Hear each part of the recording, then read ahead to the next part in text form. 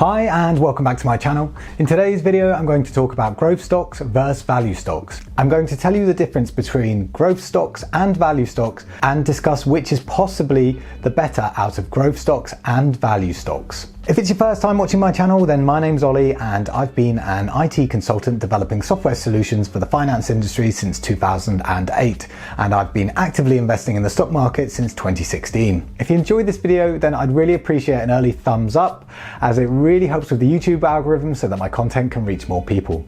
Also, please subscribe and press the bell icon to be notified of the latest videos, as I upload new content every week on personal finance, investing and how to reach financial freedom. Please note the information in this video is not intended to be investment advice, and if you want investment advice, you should seek a licensed professional.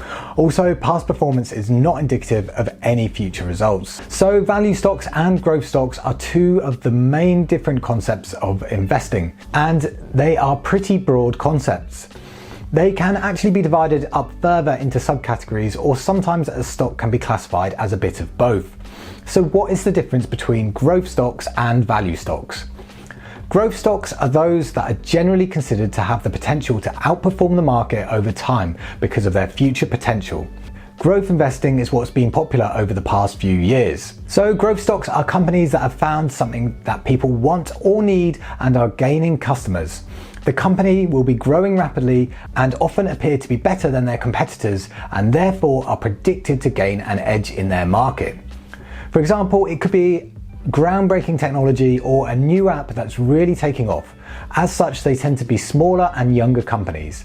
Therefore, the ability to grow is easier, but that's not saying larger companies may not be classified as growth stocks, as some larger companies still achieve high growth rates. For example, Microsoft and Amazon can both be classified as growth stocks, even though they both have huge market caps. Growth stocks generally do not pay out dividends, as the companies usually reinvest their returns into growing the company.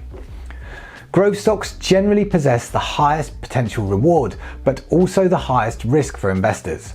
The possibility of loss can also be greater in growth stocks, and growth stocks tend to have more volatility. Finding a growth stock early can make you very wealthy, but there will often be people who lose all their money, as the company could go bankrupt if, for example, the product that everyone thought was going to be a great success turns out to be a failure. Growth stocks can be found in small, mid and large cap sectors, but generally only stay as growth stocks until analysts feel they have achieved their potential. Growth stocks generally have high price to earnings or PE ratios. So what about value stocks? On the flip side, value stocks are classified as companies that are currently trading below what they are really worth, and therefore should provide superior returns. For example, you could be buying a stock for $5 when its real value should be 10.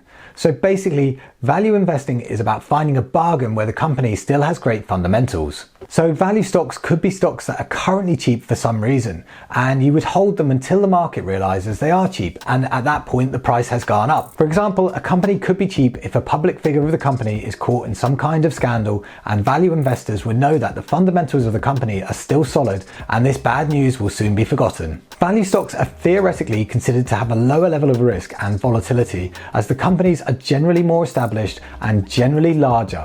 As mentioned in my last video, more established companies often pay dividends also, so you often get this as a benefit with value stocks. If you haven't seen my last video about dividends on eToro, then go check that out up here, and I'll put the link in the description below also. Value stocks will typically trade at a discount to either the price to earnings, book value or cash flow ratios. While value stocks are seen as a lower risk, there is always the possibility of buying a value stock and the price keeps going down, even up to bankruptcy. So there is pros and cons of both value stocks and growth stocks. Also, there is the possibility that while a value stock is slow and steady, if it takes 20 years to see your returns, it may not be worth it. Which is ultimately better is unfortunately not clear cut and ultimately dependent on you. And it depends on where you want to put your money, what your appetite for risk is, and how long you have, and what you want to achieve out of your investment goals. Over shorter periods, the performance of both growth and value stocks will depend upon the point in the market cycle that it happens to be in. For example, value stocks tend to outperform in recessions and bear markets, whereas growth stocks tend to do well during bull markets or periods of economic growth. But saying all this, you don't have to be all in one camp and not the other.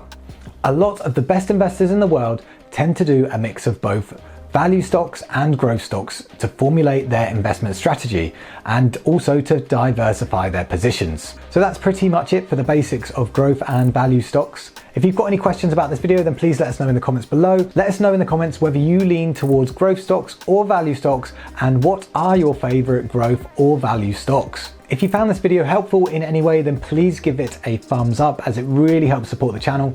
Also, if you want to get involved and buy some growth or value stocks, then I recommend my broker of choice, which is eToro, and there's an affiliate link in the description below, where if you sign up using it, then I will get a kickback and it doesn't cost you anything extra, but it really helps support this channel. So why not give eToro a go before depositing any real money, as they will give you a demo account with $100,000 of virtual currency where you can experience all of the features like copy trading without losing any real money. Also, if you want to learn more about how eToro works or learn more about personal finance and investing, I have numerous videos on my channel, so I recommend you check them out. So please subscribe and press the bell icon so you don't miss out on any future updates. It's been Ollie from Get Geek Finance. Thanks for watching, and I'll catch you in the next one.